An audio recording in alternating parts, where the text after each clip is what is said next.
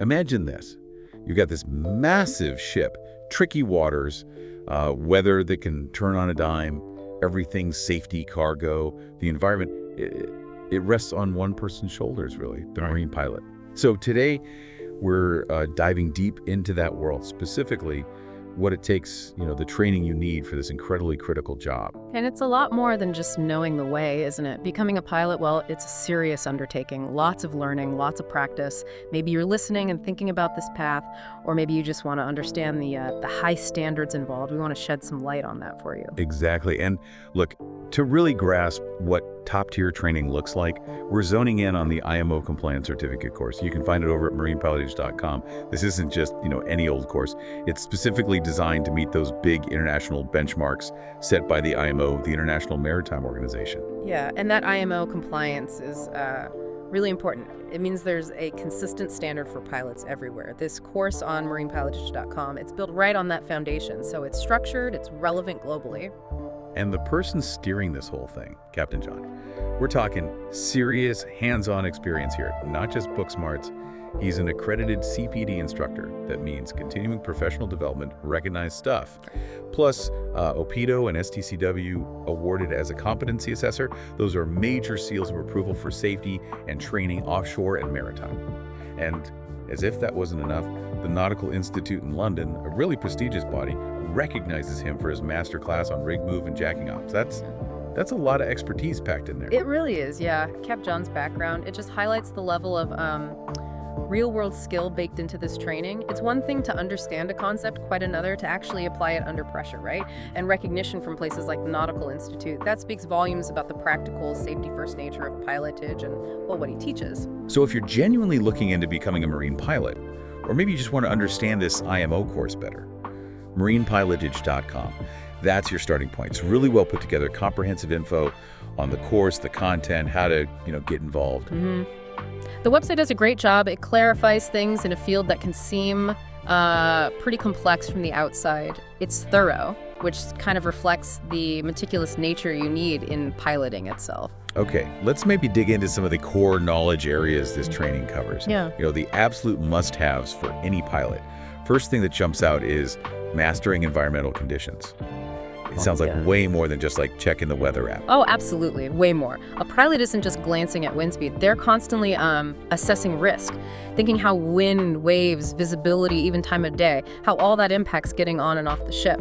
They need a really deep grasp of how bad weather specifically makes the transfer inherently more dangerous. It's about making snap-informed decisions. Safety first, always. It's like a dynamic calculation happening in their head the whole time. And that transfer, actually moving between the pilot boat and the ship. Yeah. It does sound like a high-risk moment. It is, definitely. The training really hammers home using standardized, proven techniques to make that transfer as controlled as possible.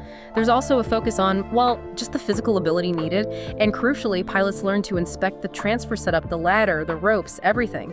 And they have the authority, the duty really, to refuse if it's not up to code. That's a hard stop for safety. Makes total sense. If it's not safe, you don't go. It also kind of underlines how critical that hands-on practical side must be. Precisely. Relying only on simulators, it has limits. Theory's vital, sure, but the real focus needs to be authentic, real-world practice. Supervised climbs on actual pilot ladders in conditions that mimic the real thing that's seen as the best way. We're talking multiple climbs, maybe 30 feet vertically sometimes, and they do it in conditions that get progressively tougher, different wave heights, simulating the sea state. 30 feet. Wow. That really paints a picture of the physical side. It's not just about charts and navigation. You've got to be ready for that climb in potentially rough conditions. Yeah. Okay, so the pilot's on board. Now what? What are the immediate core things they're responsible for? Well, right away, keeping up safe navigation and clear radio comms during the whole transfer is key, especially with the pilot boat right there.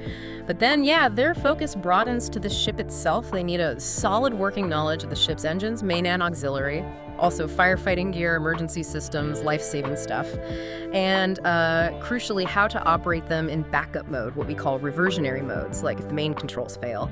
Making sure watertight doors and openings are secure is another big one they might oversee. So it's much, much more than just steering. It's a deep, practical understanding of the vessel's guts, essentially, and what to do in emergencies. Exactly, and that expertise loops back to the pilot boat too. The pilot and the boat crew, they need to be slick at mooring and unmooring the pilot boat alongside. And this is critical, they have to be ready to execute emergency procedures fast, like recovering someone from the water, man overboard, in whatever conditions they're facing. Also keeping good logs of everything during the transfer, even being ready to give first aid on the boat if needed. That's a really wide range of duties covering both the big ship and the pilot boat operations. Wow, it really shows how multifaceted this role is. And even before they put a foot on the ladder, there's that critical check, right, an inspection. Absolutely. Before using any transfer arrangement, a properly trained pilot does a thorough check as best they can from the boat based on their training. They look at the ship's overall state, how that might affect safety, and then a really detailed look at the ladder, the hoist, whatever's being used, making sure it meets all the regs. Plus, they need to talk directly with a responsible officer on the ship, get a feel for how the vessel's handling. If anything looks off, if the setup seems non-compliant or there's any doubt about safety, the pilot has the authority and the obligation to call it off, halt the operation. Right, so it's this constant loop of assessing risk right then and there. And communication, that seems to be a huge theme running through everything. It's not just the pilot alone.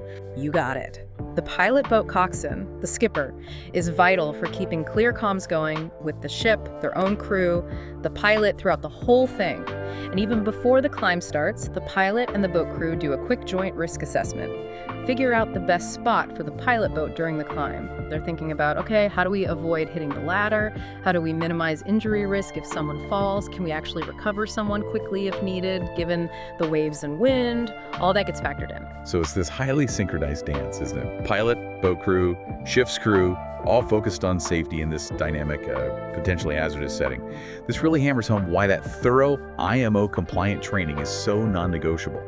Exactly the kind of thing offered at marinepilotage.com, with Captain John leading it.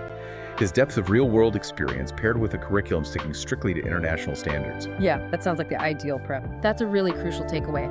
IMO-compliant training ensures pilots have the standardized, deep understanding of global best practices and safety rules. It's non-negotiable.